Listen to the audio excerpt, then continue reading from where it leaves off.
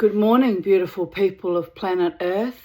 You've arrived at Titania's realm, from my sacred space to your sacred space, wherever you are on this beautiful spiraling blue marble.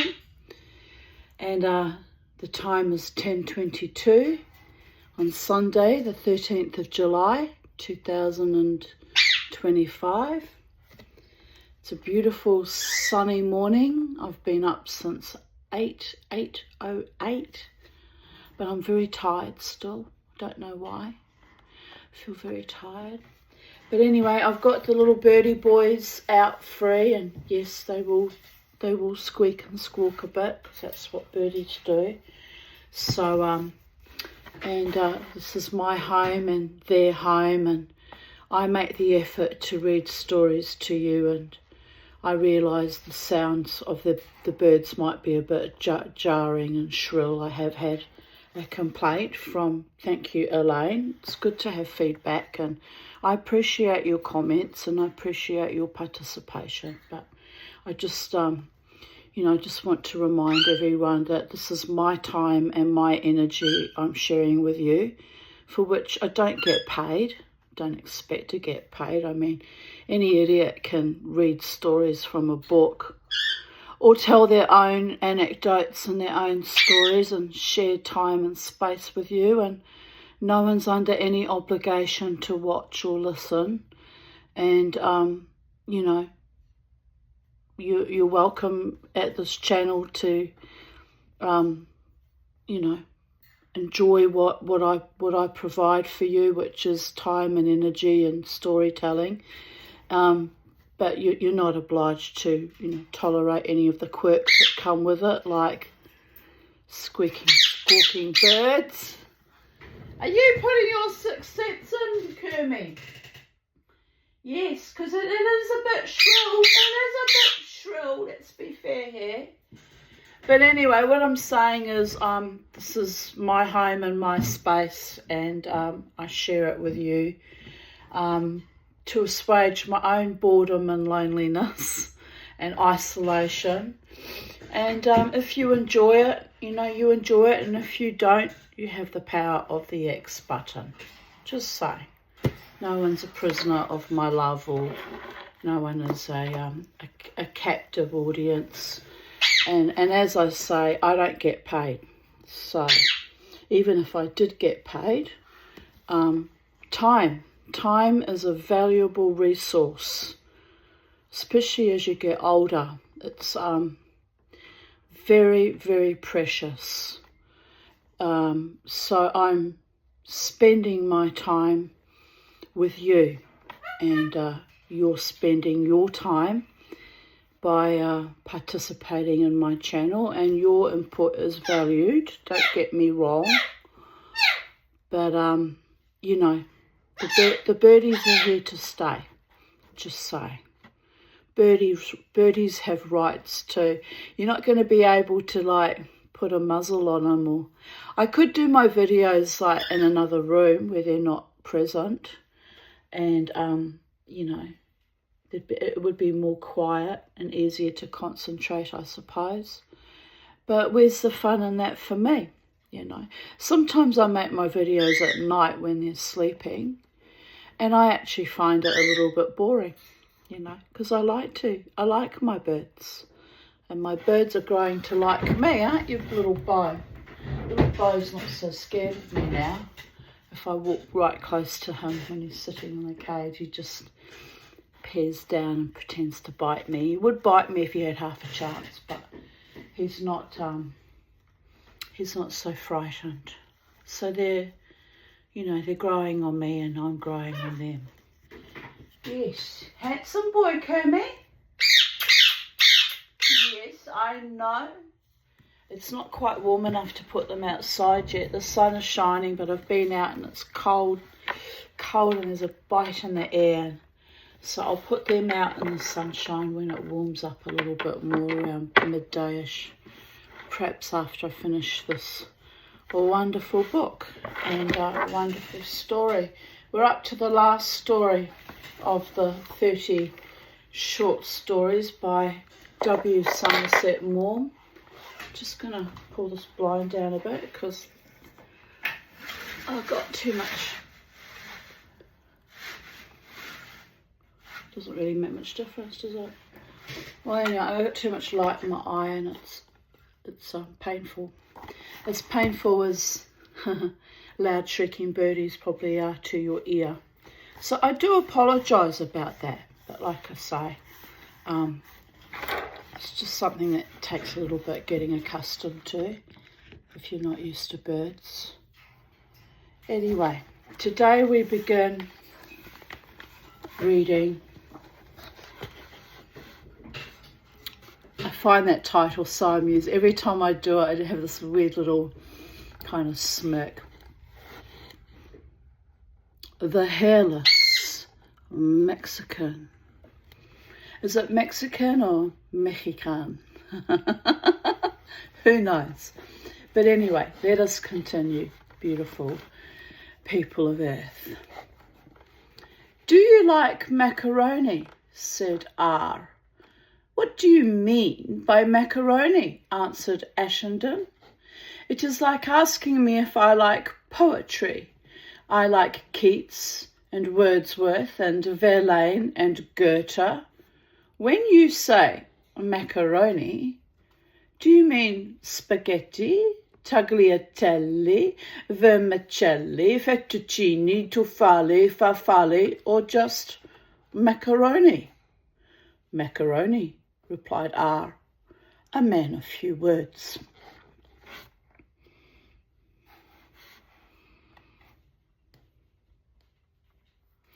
I like all simple things. Boiled eggs, oysters and caviar, truite au bleu, grilled salmon, roast lamb, the saddle by preference, cold grouse, treacle tart, and rice pudding. Oh, I do like rice pudding. But of all simple things, the only one I can eat day in and day out, not only without disgust, but with the eagerness of an appetite unimpaired by excess, is macaroni. I am glad of that because I want you to go down to Italy. Ashenden had come from Geneva to meet R at Lyon, and having got there before him, had spent the afternoon wandering about the dull, busy and prosaic streets of that thriving city. They were sitting now in a restaurant on the Place, to which Ashenden had taken R on his arrival, because it was reputed to give you the best food in that part of France. But since in so crowded a resort for the Lyonnese like a good dinner, well, who doesn't? You never knew what inquisitive ears were pricked up to catch any useful piece of information that might fall from your lips. They had contented themselves with talking of indifferent things. They had reached the end of an admirable repast. Have another glass of brandy? Said R. No, thank you, answered Ashenden, who was of an abstemious turn. One should do what one can to mitigate the rigours of war, remarked R, as he took the bottle and poured out a glass for himself and another for Ashenden. Ashenden, thinking it would be affectation to protest, let the gesture pass, but felt bound to remonstrate with his chief on the unseemly manner in which he held the bottle. In my youth, I was always taught that you should take a woman by the waist and a bottle by the neck, he murmured. I'm glad you told me. I shall continue to hold a bottle by the waist and give women a wide berth. Ashenden did not know what to reply to this, and so remained silent. He sipped his brandy, and R called for the bill. It was true that he was an important person, with power to make or mar quite a large number of his fellows, and his opinions were listened to by those who held in their hands the fate of empires. But he could never face the business of tipping a waiter without an embarrassment that was obvious in his demeanour. He was tortured by the fear of making a fool of himself by giving too much, or of exciting the waiter's icy scorn by giving too little. What you doing up there, Prince boy?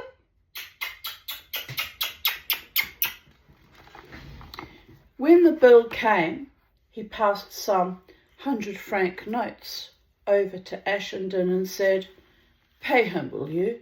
I can never understand French figures." The groom brought them their hats and coats.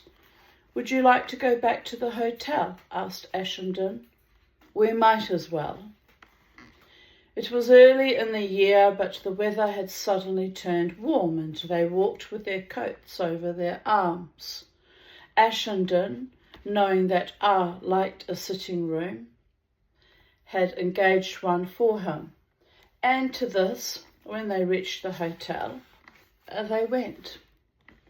The hotel was old-fashioned, and the sitting room was vast. It was furnished with a heavy mahogany suite upholstered in green velvet, and the chairs were set primly round a large table. On the walls, covered with a dingy paper, were large steel engravings of the battles of Napoleon, and from the ceiling hung an enormous chandelier, once used for gas, but now fitted with electric bulbs. It flooded the cheerless room with a cold, hard light. "This is very nice," said R as they went in. "Not exactly cosy," suggested Ashenden. "No, but it looks as though it were the best room in the place. It all looks very good to me." He drew one of the green velvet chairs away from the table and, sitting down, lit a cigar. He loosened his belt and unbuttoned his tunic. "I always thought I liked a cheroot better than anything," he said, "but since the war I've taken quite a fancy to Havanas. Oh well, I suppose it can't last forever." The corners of his mouth flickered with the beginning of a smile. "It's an ill wind that blows nobody any good."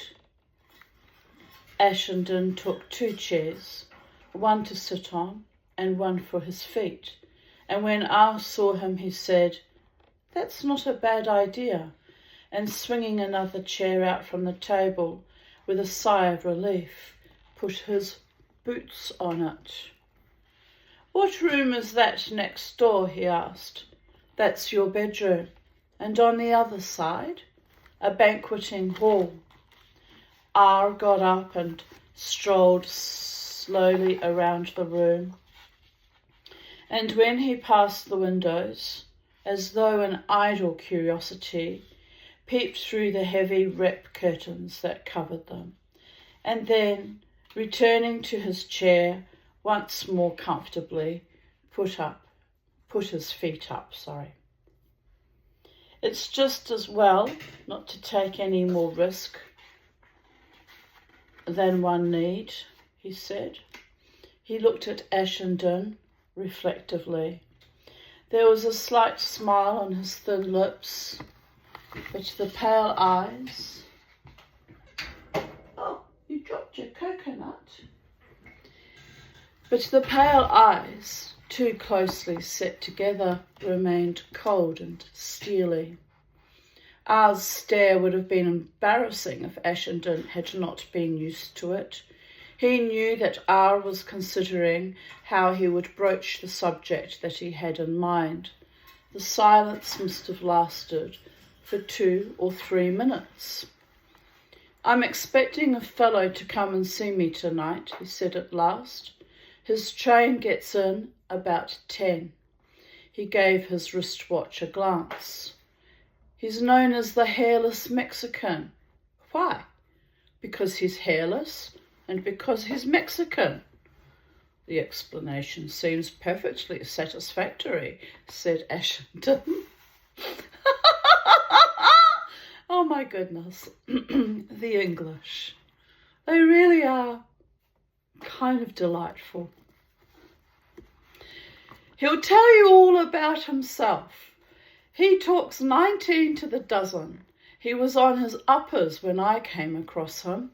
It appears that he was mixed up in some revolution in Mexico and had to get out with nothing but the clothes he stood up in. They were rather worse for wear when I found him. If you want to please him, you call him General. He claims to have been a general in Huerta's army. At least, I think it was Huerta.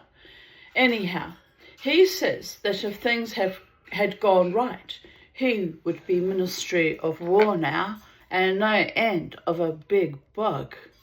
I found him very useful. Not a bad chap. The only thing I really have against him is that he will use scent." "And where do I come in?" asked Ashington. "He's going down to Italy. I've got rather a ticklish job for him to do, and I want you to stand by. I'm not keen on trusting him with a lot of money. He's a gambler, and he's a bit too fond of the girls. I suppose you came from Geneva on your Ashington passport?" "Yes." "I've got another for you, a diplomatic one, by the way, in the name of Somerville, with visas for France and Italy.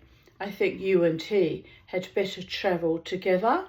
He's an amusing cove when he gets going, and I think you ought to know one another."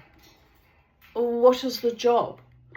"I haven't yet quite made up my mind how much it's desirable for you to know about it." Ashington did not reply. They eyed one another in a detached manner, as though they were strangers who sat together in a railway carriage and each wondered who and what the other was. "In your place, I'd leave the General to do most of the talking. I wouldn't tell him more about yourself than you find absolutely necessary. He won't ask you any questions, I can promise you that. I think he's, by way of being a gentleman, after his own fashion. By the way, what is his real name?" "I always call him Manuel. I don't know that he likes it very much. His name is Manuel Carmona. I gather by what you have not said that he's an unmitigated scoundrel." Ah smiled with his pale blue eyes. "I don't know that I'd go quite as far as that. He hasn't had the advantages of a public school education. His ideas of playing the game are not quite the same as yours or mine. I don't know that I'd leave a gold cigarette case about when he was in the neighbourhood, but if he lost money to you at poker and had pinched your cigarette case, he would immediately pawn it to pay you. If he had half a chance, he'd seduce your wife, but if you were up against it, he'd share his last crust with you. The tears will run down his face when he hears Gounod's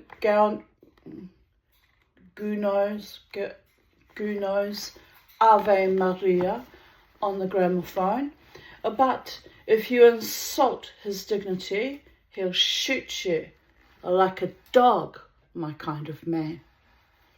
It appears that in Mexico, it's an insult to get between a man and his drink, and he told me himself that once, when a Dutchman who didn't no passed between him and the bar, he whipped out his revolver and shot him dead. Well, that's a bit extreme, people of Earth. You're only walking to the fucking bar. Did nothing happen to him? No, it appears that he belongs to one of the best families. The matter was hushed up and it was announced in the papers that the Dutchman had committed suicide. He did, practically. I don't believe the hairless Mexican has a great respect for human life. Ashenden, who had been looking intently at R, started a little, and he watched more carefully than ever his chief's tired, lined, and yellow face. He knew that he did not make this remark for nothing.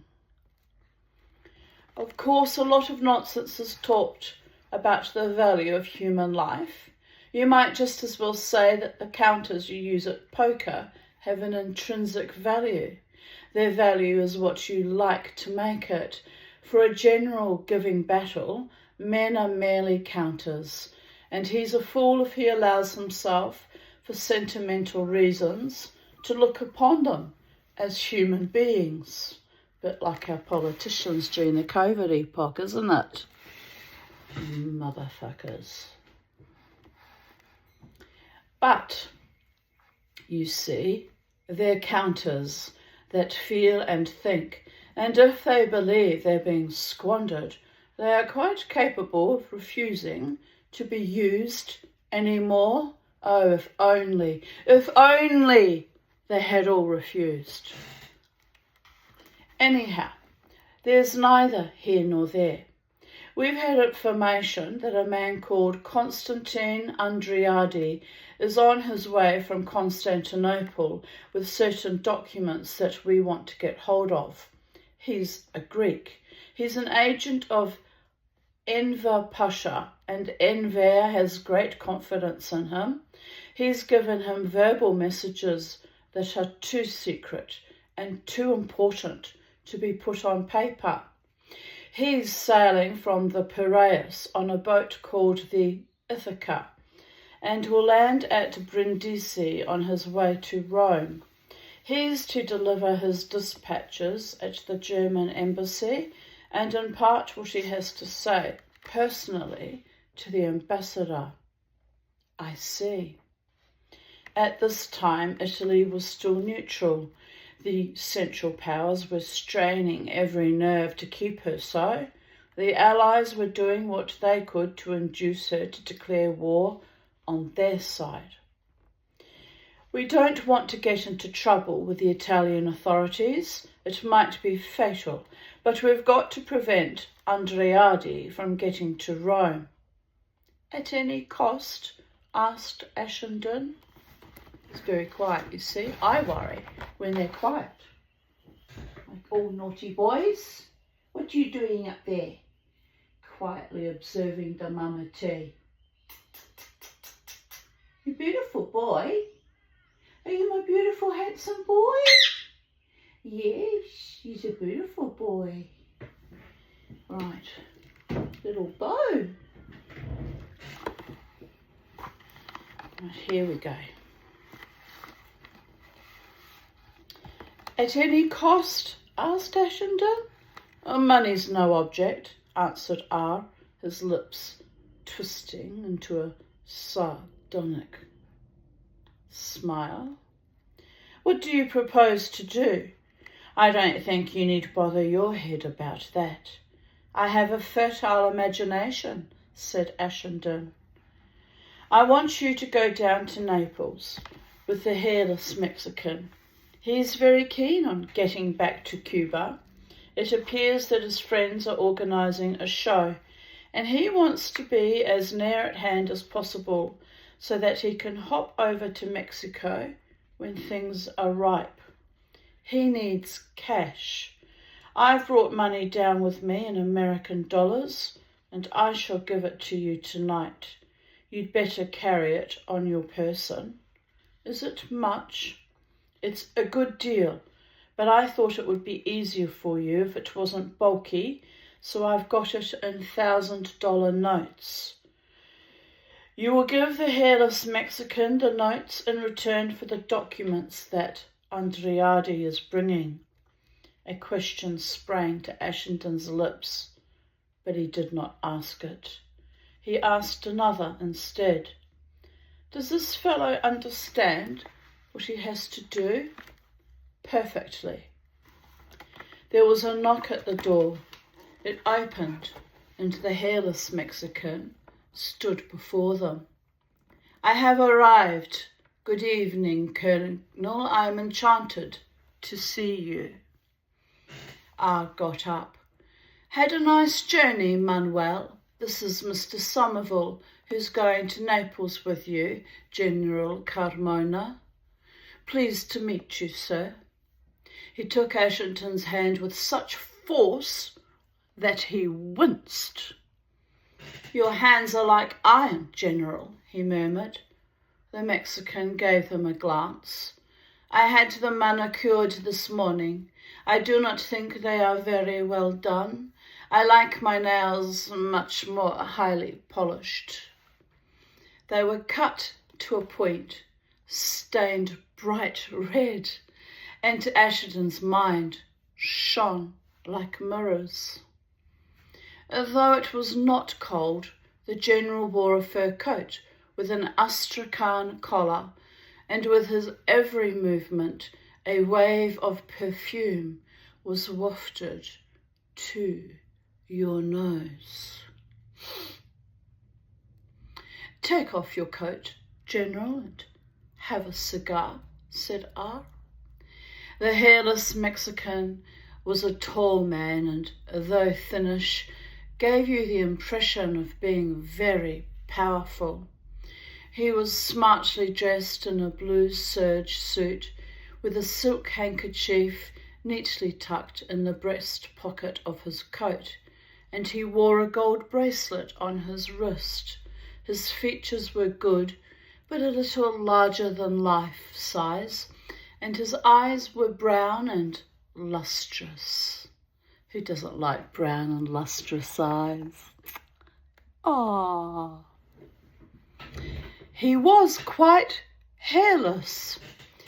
His yellow skin had the smoothness of a woman's, and he had no eyebrows nor eyelashes. He wore a pale brown wig, rather long, and the locks were arranged in artistic disorder. This and the unwrinkled sallow face, combined with his dandified dress, gave him an appearance that was, at first glance, a trifle horrifying. He was repulsive and ridiculous, but you could not take your eyes off him. There was a sinister fascination in his strangeness. He sat up and hitched up his trousers so that they should not bag at the knee. Well, Manuel, have you been breaking any hearts today? Said R with his sardonic joviality. The General turned to Ashington. Our good friend the Colonel envies me my successes with the fair sex. I tell him he can have just as many as I if he will only listen to me. Confidence, that is all you need. If you never fear a rebuff, you will never have one. Nonsense, Manuel. One has to have your way with the girls. There's something about you that they can't resist. The hairless Mexican laughed with a self-satisfaction that he did not try to disguise.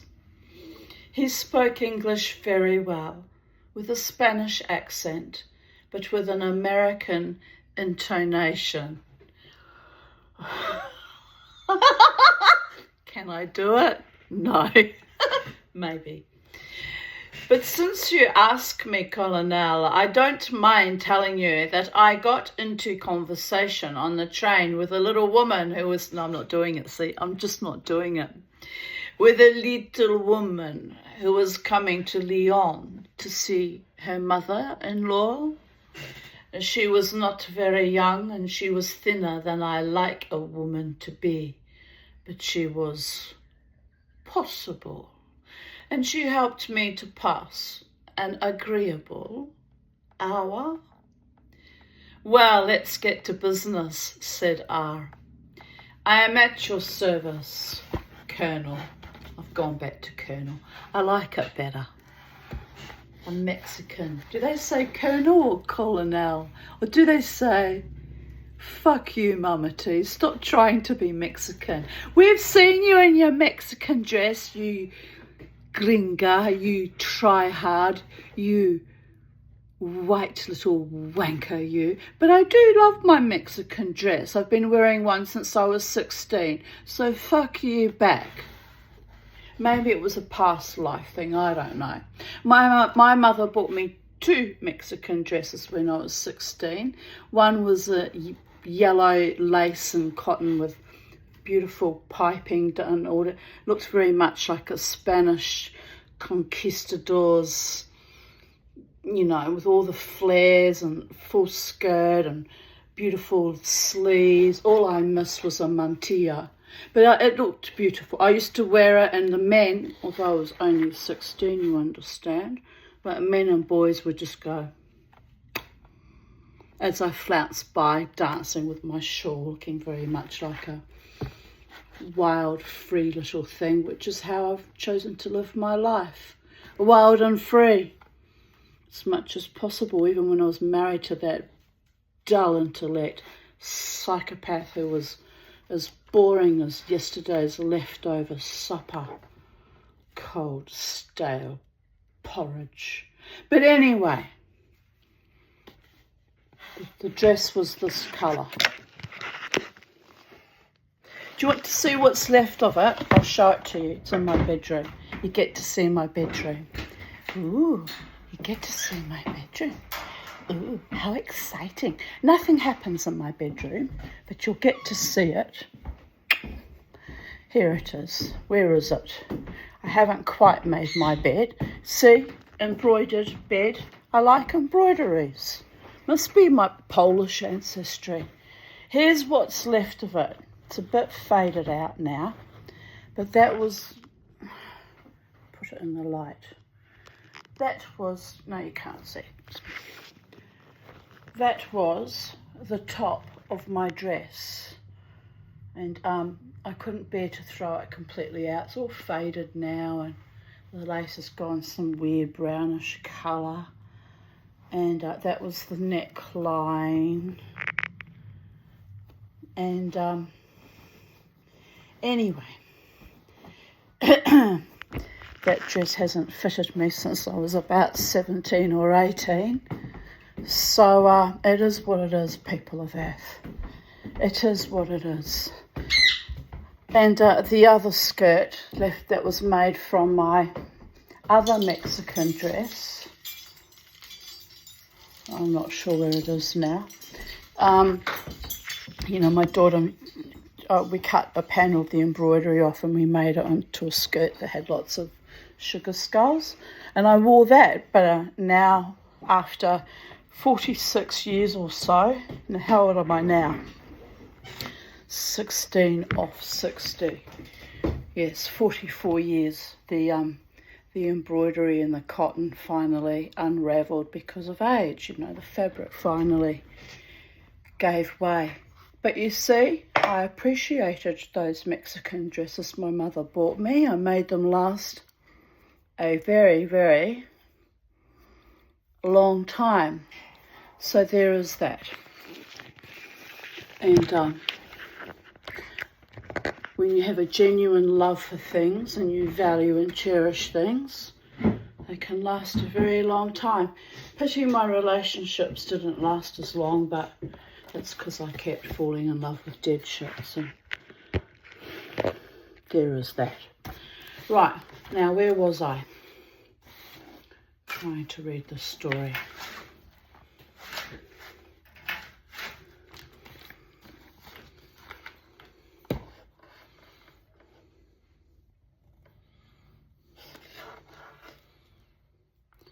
Ah, I am at your service, Colonel, after he said, let's get to business.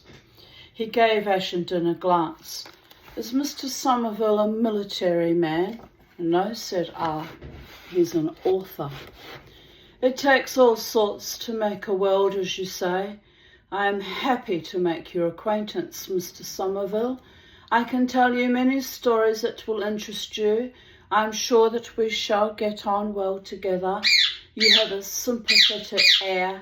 I am very sensitive to that.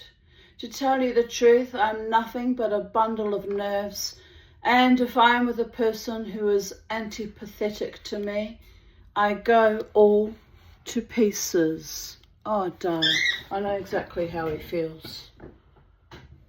What are you doing, my beautiful Kermie? Are you singing a song of your people?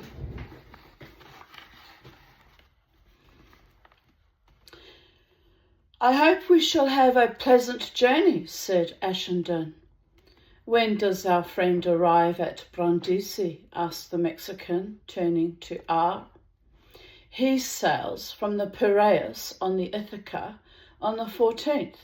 It's probably some old tub, but you'd better get down to Brindisi in good time. I agree with you. R got up and, with his hands in his pockets, sat on the edge of the table. In his rather shabby uniform, his tunic unbuttoned, he looked a slovenly creature beside the neat and well-dressed Mexican. Mr. Somerville knows practically nothing of the errand on which you are going, and I do not desire to tell him anything. I think you had much better keep your own counsel.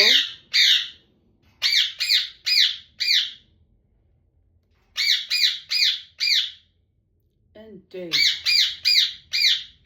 Absolutely agree. He is instructed to give you the funds you need for your work, but your actions are your own affair. If you need his advice, of course, you can ask for it.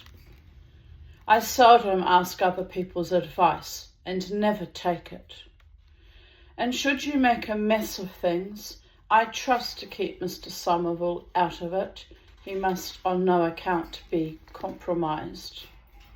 I am a man of honour, Colonel, answered the hairless Mexican with dignity, and I would sooner let myself be cut in 1,000 pieces than betray my friends.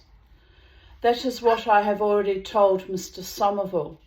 On the other hand, if everything pans out okay, Mr. Somerville is instructed to give you the sum we agreed on in return for the papers I spoke to you about. In what manner you get them is no business of his. That goes without saying. There is only one thing I wish to make quite plain. Mr. Somerville understands, of course, that I have not accepted the mission with which you have entrusted me on account of the money? Quite, replied R gravely, looking her straight in the eyes. I am with the Allies, body and soul. I cannot forgive the Germans for outraging the neutrality of Belgium. And if I accept the money that you have offered me, it is because I am first and foremost a patriot. I can trust Mr. Somerville implicitly, I suppose? R nodded. The Mexican turned to Ashenden. An expedition is being arranged to free my unhappy country from the tyrants that exploit and ruin it, and every penny that I receive will go on guns and cartridges. For myself, I have no need of money. I am a soldier, and I can live on a crust and a few olives. There are only 3 occupations that befit a gentleman: war, cards, and women. It costs nothing to sling a rifle over your shoulder and take to the mountains, And that is real warfare, not this manoeuvring of battalions and firing of great guns. Women love me for myself, and I generally win at cards. Ashenden found the flamboyance of this strange creature with his scented handkerchief and his gold bracelet very much to his taste. This was far from being just the man in the street whose tyranny we rail at, but in the end submit to. And to the amateur of the Baroque in human nature, he was a rarity to be considered with delight. He was a purple patch on two legs, notwithstanding his wig and his hairless big face. He had undoubtedly an air. He was absurd, but he did not give you the impression that he was a man to be trifled with. His self-complacency was magnificent. "Where is your kit, Manuel?" asked R. It was possible that a frown for an instant darkened the Mexican's brow at the abrupt question that seemed a little contemptuously to brush to one side his eloquent statement, but he gave no other sign of displeasure. Ashenden suspected that he thought the colonel a barbarian insensitive to the finer emotions. "I left it at the station. Mr. Somerville has a diplomatic passport so that he can get it through with his own things at the frontier without examination, if you like. I have very little, a few suits and some linen, but perhaps it would be as well if Mr. Somerville would take charge of it. I bought 6 suits of silk pyjamas before I left Paris." "And what about you?" asked R, turning to Ashenden. "I've only got one bag. It's in my room." "You'd better have it taken to the station where there's someone about.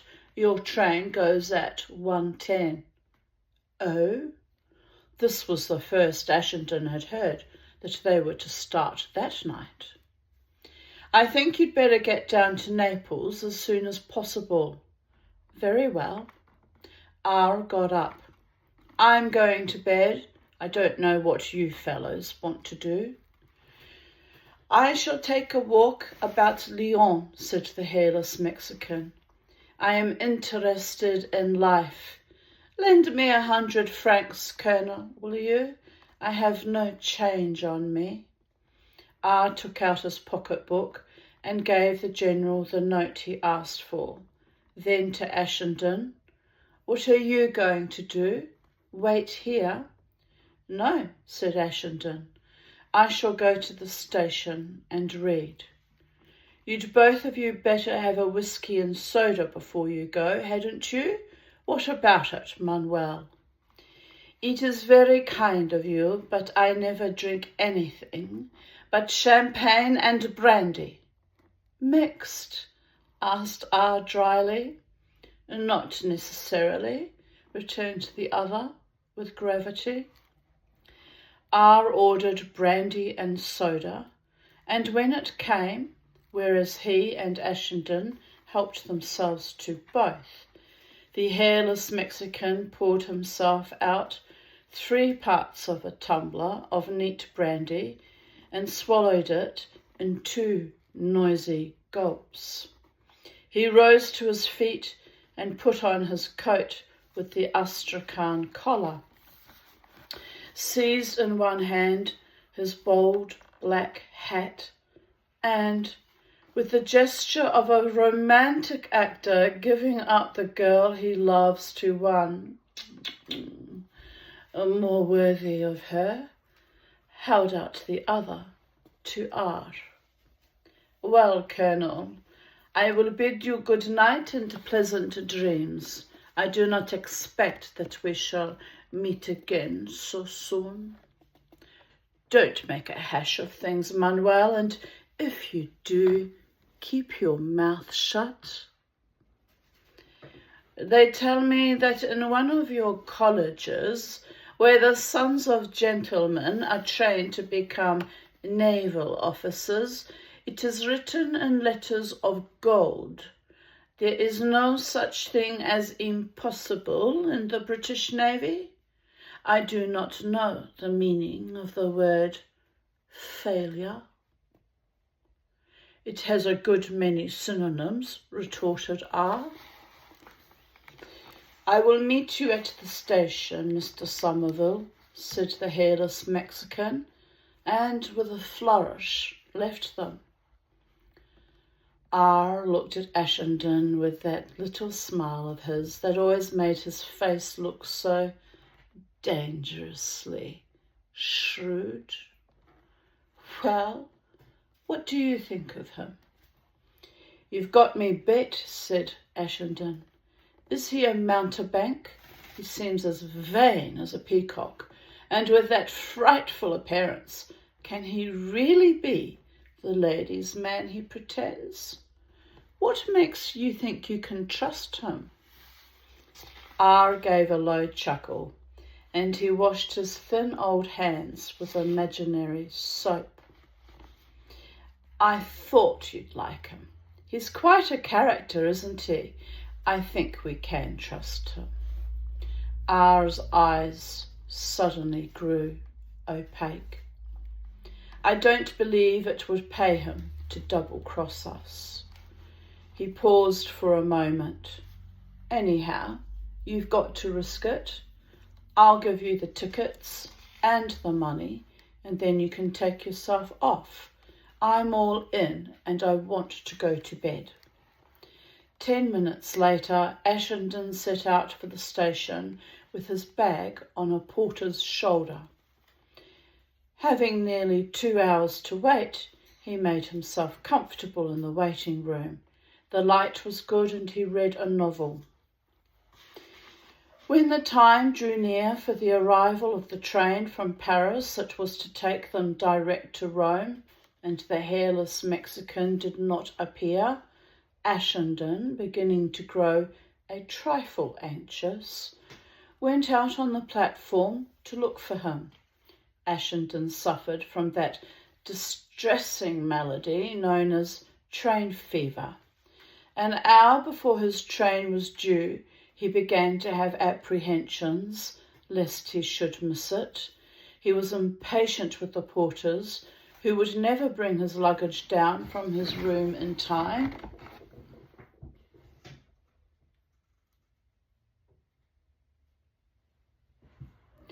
And he could not understand why the hotel bus cut it so fine. A block in the street would drive him to frenzy, and the languid movements of the station porters infuriate him. The whole world seemed in a horrid plot to delay him. People got in his way as he passed through the barriers. Others, a long string of them, were at the ticket office getting tickets for other trains than his, and they counted their change with exasperating care. His luggage took an interminable time to register, and then, if he was travelling with friends, they would go to buy newspapers or would take a walk along the platform, and he was certain they would be left behind. They would stop to talk to a casual stranger or suddenly be seized with a desire to telephone and disappear at a run.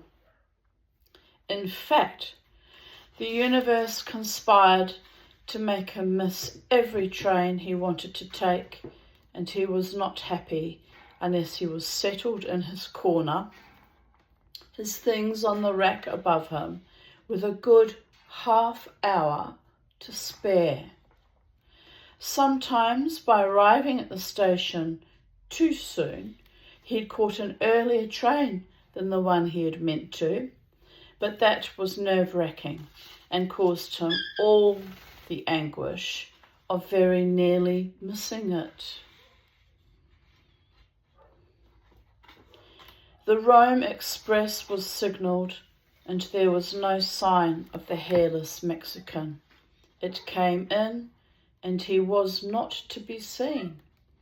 Ashenden became more and more harassed. He walked up and down the platform, looked in all the waiting rooms, went to the consigne where the luggage was left. He could not find him. There were no sleeping cars, but a number of people got out and he took 2 seats in a first-class carriage. He stood by the door, looking up and down the platform and up at the clock. It was useless to go if his travelling companion did not turn up, and Ashenden made up his mind to take his things out of the carriage, as the porter cried, "En voiture!" But, by George, he would give the brute hell when he found him. There were 3 minutes more, then 2 minutes, then 1. At that late hour there were few persons about, and all who were travelling had taken their seats. Then he saw the hairless Mexican, followed by 2 porters with his luggage, and accompanied by a man in a bowler hat, walk leisurely onto the platform. He caught sight of Ashenden and waved to him. "Ah, my good fellow, there you are. I wondered what had become of you. Good God, man, hurry up or we shall miss the train." "I never miss a train." "Have you got good seats?" "The chef de gare has gone for the night. This is his assistant." The man in the bowler hat took it off when Ashenden nodded to him. "But this is an ordinary carriage. I am afraid I could not travel in that." He turned to the station master's assistant with an affable smile. "You must do better for me than that, mon cher." "Certainement, mon général. I will put you into a salon lit, of course." The assistant station master led them along the train and opened the door of an empty compartment where there were 2 beds. The Mexican eyed it with satisfaction and watched the porters arrange the luggage. "That will do very well. I am much obliged to you." He held out his hand to the man in the bowler hat. "I shall not forget you, and next time I see the minister, I will tell him with what civility you have treated me." "You are too good, General. I shall be very grateful." A whistle was blown and the train started. "This is better than an ordinary first-class carriage, I think, Mr. Somerville," said the Mexican. "A good traveller should learn how to make the best of things."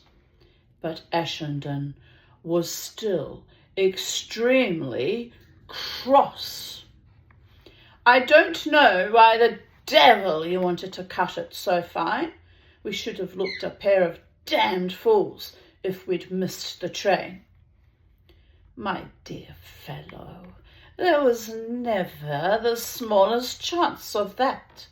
When I arrived, I told the station master that I was General Carmona, Commander-in-Chief of the Mexican Army, and that I had to stop off in Lyon for a few hours to hold a conference with the British Field Marshal.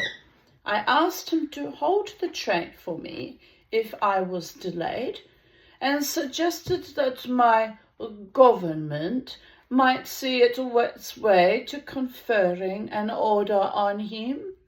I have been to Lyon before, I like the girls here. They have not the chic of the Parisians, but they have something. There is no denying that they have something. Will you have a mouthful of brandy before you go to sleep? No, thank you, said Ashenden morosely. I always drink a glass before going to bed. It settles the nerves. He looked in his suitcase and without difficulty found a bottle. He put it to his lips and had a long drink, wiped his mouth with the back of his hand and lit a cigarette. Then he took off his boots and lay down. Ashenden dimmed the light. I have never yet made up my mind, said the hairless Mexican reflectively, whether it is pleasanter to go to sleep with the kisses of a beautiful woman on your mouth or with a cigarette between your lips. Have you ever been to Mexico? I shall tell you about Mexico tomorrow. Good night. Soon Ashenden heard from his steady breathing that he was asleep, and in a little while himself dozed off. Presently he woke. The Mexican, deep in slumber, lay motionless. He had taken off his fur coat and was using it as a blanket. He still wore his wig.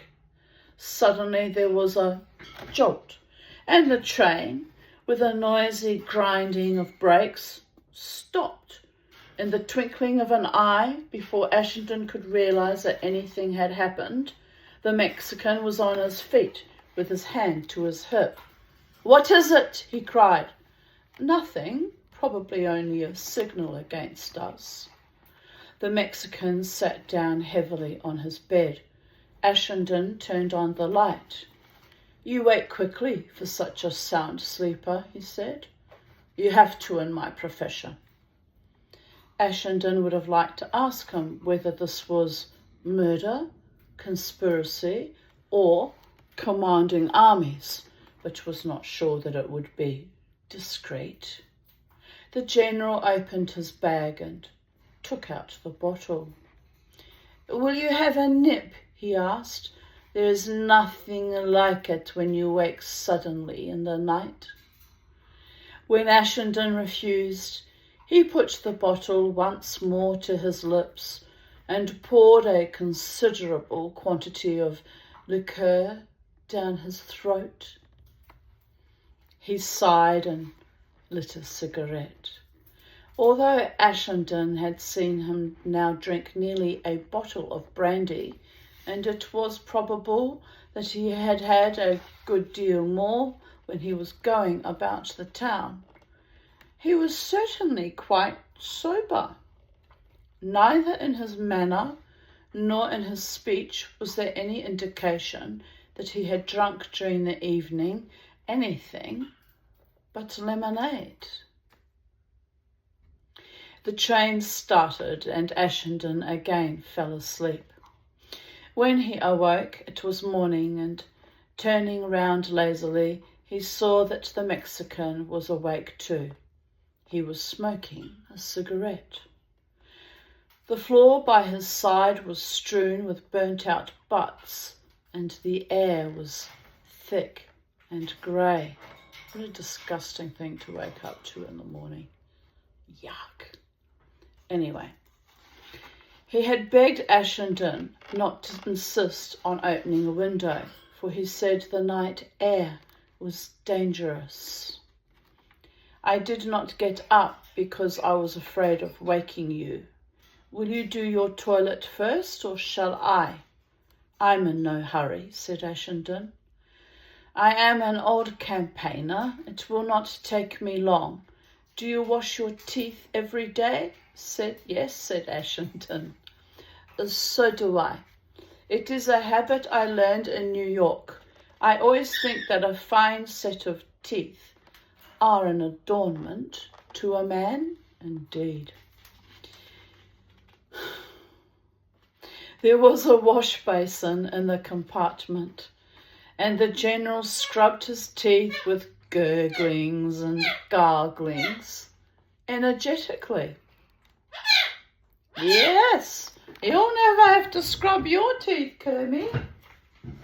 Yes, he says, but I have to sharpen my beak on cuttlefish, Mama T. Indeed. Right, where were we? Gurglings and garglings.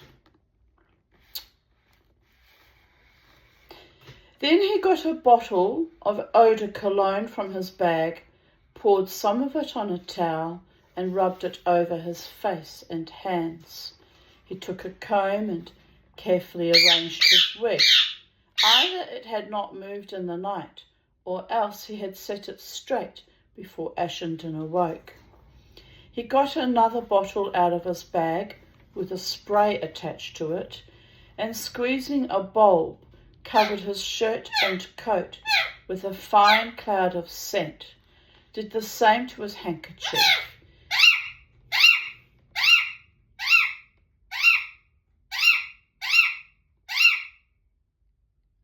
And then, with a beaming face, like a man who has done his duty by the world and is well pleased, turned to Ashenden and said, "Now I am ready to brave the day. I will leave my things for you. You need not be afraid of the eau de cologne. It is the best you can get in Paris." "Thank you very much," said Ashenden. "All I want is soap and water." Water? I never use water except when I...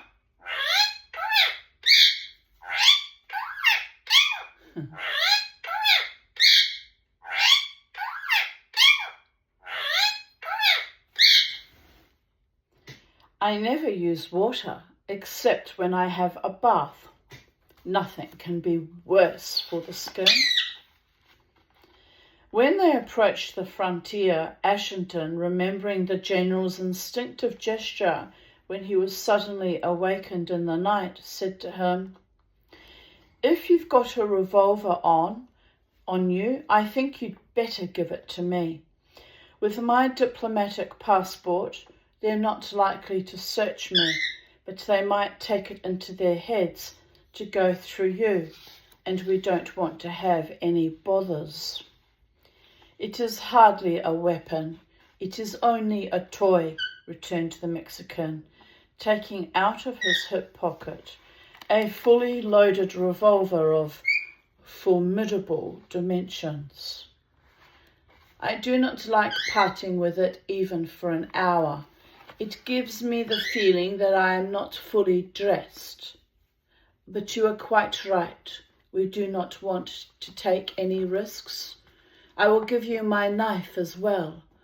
I would always rather use a knife than a revolver. I think it is a more elegant weapon. Also, more deeply bloody personal, if you ask me. By the gods. "I dare say it is only a matter of habit," answered Ashenden. "Perhaps you are more at home with a knife." "Anyone can pull a trigger, but it needs a man to use a knife." To Ashenden it looked as though it were in a single movement that he tore open his waistcoat, and from his belt snatched and opened a long knife of a murderous aspect. He handed it to Ashenden with a pleased smile on his large, ugly and naked face. "There's a pretty piece of work for you, Mr. Somerville. I've never seen a better bit of steel in my life. It takes an edge like a razor and it's strong.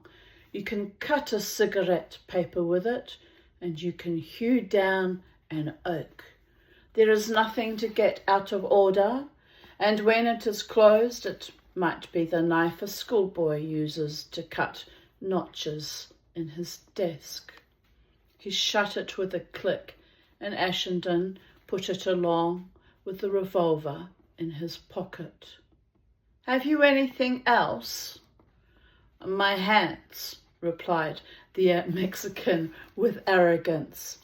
"But those, I dare say, the custom officials will not make trouble about." Ashenden remembered the iron grip he had given him when they shook hands and slightly shuddered. They were large and long and smooth. There was not a hair on them or on the wrists. "And why would you have hairy wrists, by the gods?" she says, checking her wrists. And with the pointed, rosy, manicured nails, there was really something sinister about them. Ashenden and General Carmona went through the formalities at the frontier independently, and when they returned to their carriage, Ashenden handed back to his companion the revolver and the knife. He sighed. "Now I feel more comfortable. What do you say to a game of cards?" "I should like it," said Ashenden. The hairless Mexican opened his bag again and from a corner extracted a greasy pack of French cards. He asked Ashenden whether he played écarté, and when Ashenden told him that he did not, suggested piquet. This was a game that Ashenden was not unfamiliar with, so they settled the stakes and began. Since both were in favour of quick action, they played the game of four hands, doubling the first and last. Ashenden had good enough cards, but the general seemed, notwithstanding, always to have better.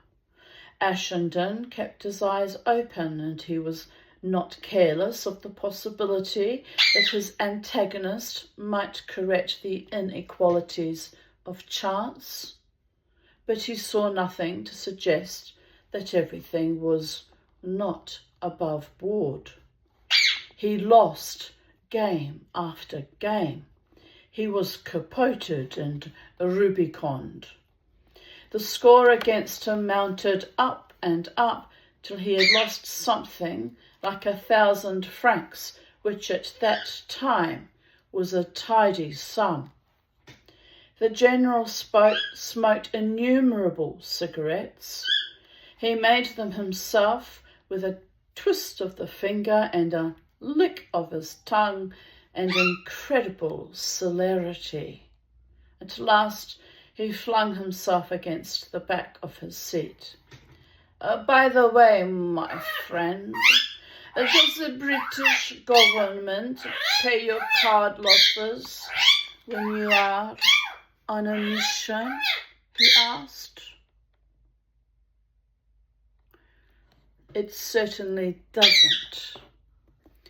"Well, I think you have lost enough.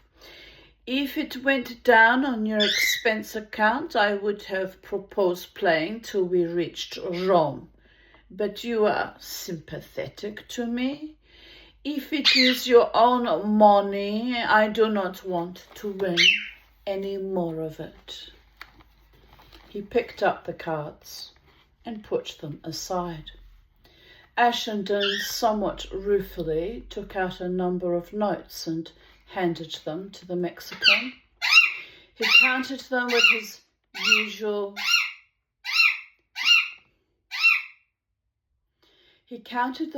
usual neatness, put them carefully folded into his pocketbook. Then, leaning forward, he patted Ashenden almost affectionately on the knee. "I like you. You are modest and unassuming. You have the arrogance of your countrymen, and I am sure that you will take my advice in the spirit in which it is meant. Do not play piquet with people you don't know. Ashenden was somewhat mortified, as she would be, and perhaps his face showed it, for the Mexican seized his hand. My dear fellow, I have not hurt your feelings. I would not do that for the world. You do not play piquet worse than most piquet players. It is not that. If we were going to be together longer, I would teach you how to win at cards. One plays cards to win money, and there is no sense in losing. He sounds like a shit like my stepfather, Uncle Case. I bet you he counted cards too. I thought it was only in love and war that all things were fair, said Ashenden with a chuckle. Ah, I am glad to see you smile. That is the way to take a loss.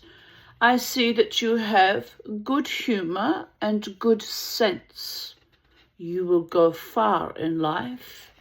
When I get back to Mexico and am in possession of my estates again, you must come and stay with me. I will treat you like a king. Viva Mexico! Arriba, arriba, andale, andale, andale. Who doesn't like being treated like a king, or in my case, a queen? But I would never have lost at cards, because I would not have played cards in the first instance, because I'm not a gambler and I detest losing, people of Earth. Just saying. Anyway, where were we? Oh yes, getting excited about potentially being treated like a queen.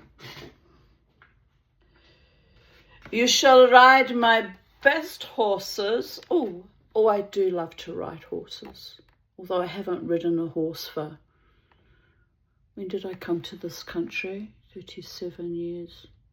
It's been about 37 years. We will go to bullfights together, and if there are girls you fancy, you have only to say the word, and you shall have them. Well, that's a bit of a chutzpah, isn't it? Hashtag consent. He began telling Ashenden of the vast territories, the haciendas, and the mines in Mexico of which he had been dispossessed. He told him of the feudal state in which he lived. It did not matter whether what he said was true or not, for those sonorous phrases of his were fruity, with the rich distilled perfumes of romance. He described a spacious life that seemed to belong to another age, and his eloquent gestures brought before the mind's eye tawny distances and vast green plantations, great herds of cattle, and in the moonlit night, the song of the blind singers that melted in the air, and the twanging of guitars. Why are they blind? Don't know. Everything I lost, everything. In Paris I was driven to earn a pittance by giving Spanish lessons or showing Americanos del Norte, the nightlife of the city. I, who have flung away 1,000 duros on a dinner, have been forced to beg my bread like a blind Italian. I, who have taken pleasure in clasping a diamond bracelet round the wrist of a beautiful woman, have been forced to accept a suit of clothes from a hag old enough to be my mother. Patience. A man is born to trouble as the sparks fly upward, but misfortune cannot last forever. The time is ripe, and soon we shall strike our blow. He took up the greasy pack of cards and set them out in a number of little piles. Let us see what the cards say. They never lie. If I had only had greater faith in them, I should have avoided the only action of my life that has weighed heavily on me. My conscience is at ease. I did what any man would do under the circumstances, but I regret that necessity forced upon me an action that I would willingly have avoided. He looked through the cards, set some of them on one side as a system Ashenden did not understand, shuffled the remainder, and once more put them in little piles. The cards warned me. I will never deny that. Their warning was clear and definite. Love and a dark woman, danger, betrayal, and death. It was as plain as the nose on my face. On your face. Any fool would have known what it meant, and I have been using the cards all my life. There is hardly an action that I make without consulting them. There are no excuses. I was besotted. You of the northern races do not know what love means. You do not know how it can prevent you from sleeping, how it can take your appetite for food away so that you dwindle as if from a fever. You do not understand what a frenzy it is, so you are like a madman, and you will stick at nothing to satisfy your desire. A man like me is capable of every folly and every crime when he is in love, si senor, and of heroism. He can scale mountains higher than Everest and swim seas broader than the Atlantic. He is God. He is devil. Women have been my ruin. Once more, the hairless Mexican glanced at the cards, took some out of the little piles and left others in. He shuffled them again. I have been loved by multitudes of women. I do not say it in vanity. I offer no explanation. It is mere matter of fact. Go to Mexico City and ask them what they know of Manuel Carmona and of his triumphs. Ask them how many women have resisted Manuel Carmona. Ashenden. frowning a little, or watching him reflectively. Watched him reflectively. He wondered whether R, that shrewd fellow who chose his instruments with such a sure instinct, had not this time made a mistake, and he was uneasy. Did the hairless Mexican really believe that he was irresistible, or was he merely a blatant liar? In the course of his manipulations, he had thrown out all the cards in the pack but 4. And these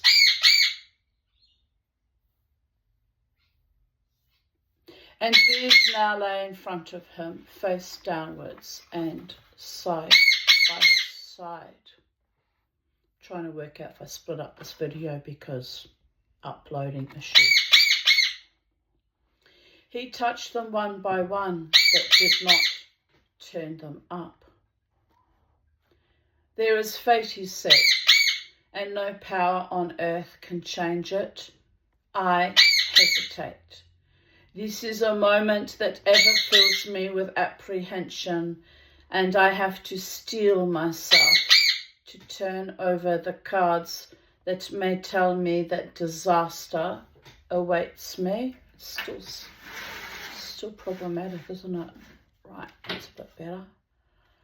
I am a brave man, but sometimes I have reached the stage and not had the courage to look at the 4 vital cards.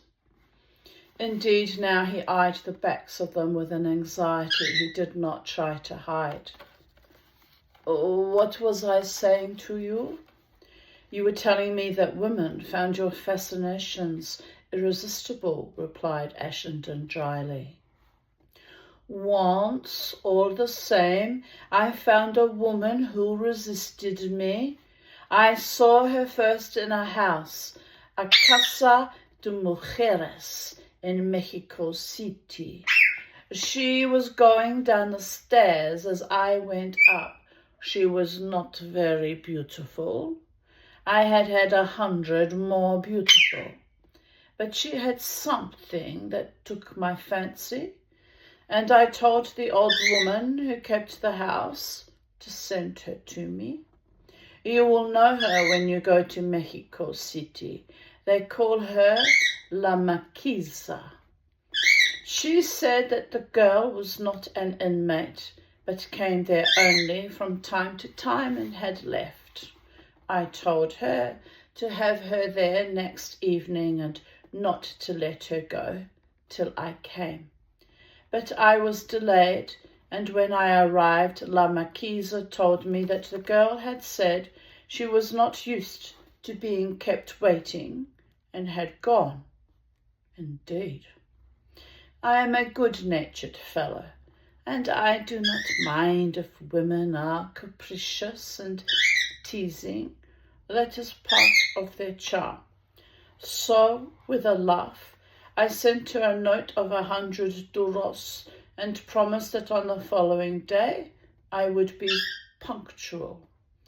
But when I went on the minute, La Maquisa handed me back my 100 duros and told me the girl did not fancy me. I laughed at her impertinence. I took off the diamond ring I was wearing.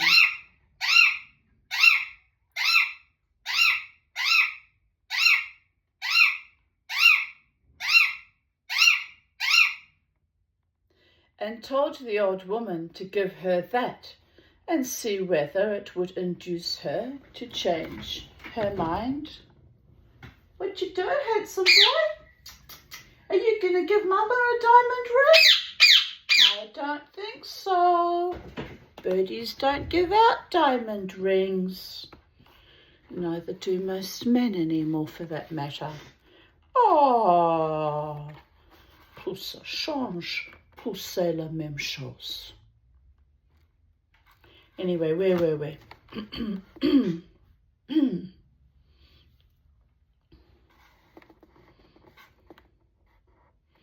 I took off the diamond ring I was wearing and told the old woman to give her that and see whether it would induce her to change her mind. In the morning, La Marquisa brought to me, in return for my ring, a red carnation. I did not know whether to be amused or angry. I am not used to being thwarted in my passions. I never hesitate to spend money. What is it for but to squander on pretty women? And I told La Marquisa to go to the girl and say that I would give her 1,000 duros to dine with me that night. Presently she came with the answer that the girl would come on the condition that I allowed her to go home immediately after dinner. I accepted with a shrug of the shoulders. I did not think she was serious. I did not think she was serious, Kermie. I think she was. I thought that she was saying that only to make herself more desired. She came to dinner at my house. Did I say she was not beautiful? She was the most beautiful, the most exquisite creature I had ever met. I was intoxicated. She had charm and she had wit. She had all the gracia of the Andalusian. In one word, she was adorable.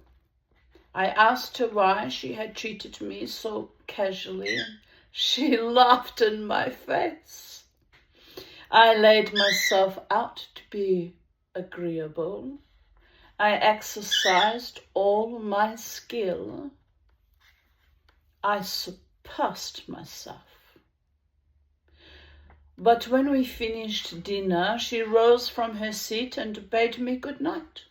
I asked her where she was going. She said I had promised to let her go, and she trusted me as a man of honor to keep my word. I expostulated, I reasoned, I raved, I stormed. She held me to my word. All I could induce her to do was to consent to dine with me the following night on the same terms. You will think I was a fool. I was the happiest man alive. For 7 days, I paid her 1,000 silver duros to dine with me. Every evening I waited for her with my heart in my mouth, as nervous as a novillero at his first bullfight. And every evening she played with me, laughed at me, coquetted with me, and drove me frantic. I was madly in love with her. I can see how this is going to pan out, people of Earth. I have never loved anyone so much before or since. I could think of nothing else. I was distracted. I neglected everything. I am a patriot, and I love my country. A small band of us had got together and made up our minds that we could no longer put up with the misrule from which we were suffering. All the lucrative posts were given to other people. We were being made to pay taxes as though we were tradesmen, and we were exposed to abominable affronts. We had money and men. Our plans were made and we were ready to strike. I had an infinity of things to do, meetings to go to, ammunition to get, orders to give. I was so besotted over this woman that I could attend to nothing. I'm going to cut us off here and come back for part 2 because uploading on YouTube from my iPhone is fraught, people of Earth. Very, very fraught.